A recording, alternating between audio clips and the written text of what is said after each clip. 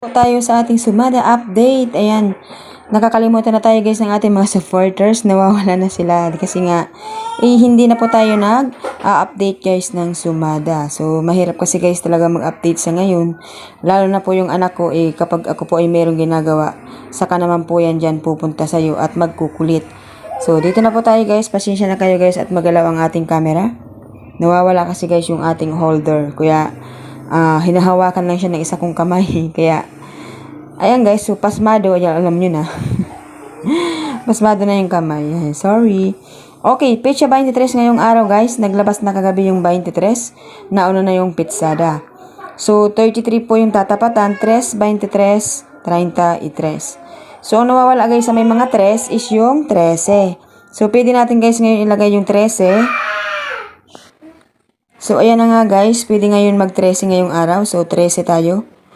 13, 24. So, mag-24 tayo guys. Dahil ang tatapatan niya ay 15. At naglabas si 33. Sumada 24 po yan guys. At pasunod tayo sa 23. Okay. So, sa 35 naman guys. Sumada yan ng 8. Kaya nag-8 nung hapon. So, gawin natin siya guys 26. Pati ako nahihilo sa camera. Okay. 26, 13, 24, 26, 14. Okay guys, so 13, 24, 26, 14, steel po yan ng Muntinlupa. Okay, next natin guys ay Ilocos Norte. Sa Ilocos Norte naman guys, nagpitsada siya kahapon ng 22.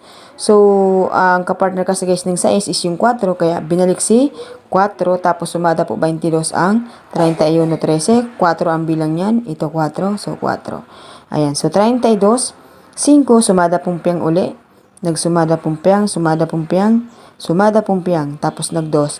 Hindi ko lang alam guys yung Ilocos Norte kung nagpupumpiang. Nagpupumpiang ba sa inyo yung parehong numero? Okay, so 24-15, sumada pumpiang again. Sumada pumpiang. Lahat pala sumada pumpiang ito guys. Ito 2. Ito ay sumada ng 6, sumada ng 5, sumada ng 4. So, sumada lahat. Okay, so ngayong araw guys, gawin natin siyang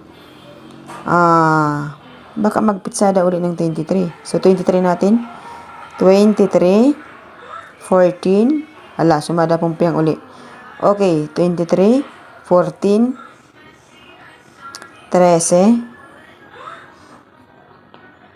33. Okay guys, so 23, 14, 13, 33. Okay, steel po tayo guys ng Bataan. Ang lumabas po kahapon sa steel ng Bataan ay 24, 5, 8, 26, 3, 23.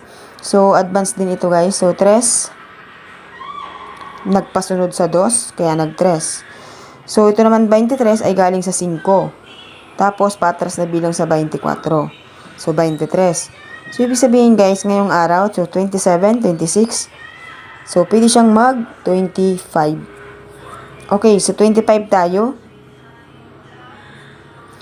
25, 17, 14, at 30. Okay guys, yung 30 po ay galing sa 3, yung 14 ay galing sa 23, saka sa 5, tapos yung 25 naman ay pasunod sa 24, kasi nag-23, 24, so baka mag-25. Yung 17 ay galing sa sumada ng 8 at 26. So yan lamang guys, maraming salamat, and good luck sa inyo lahat.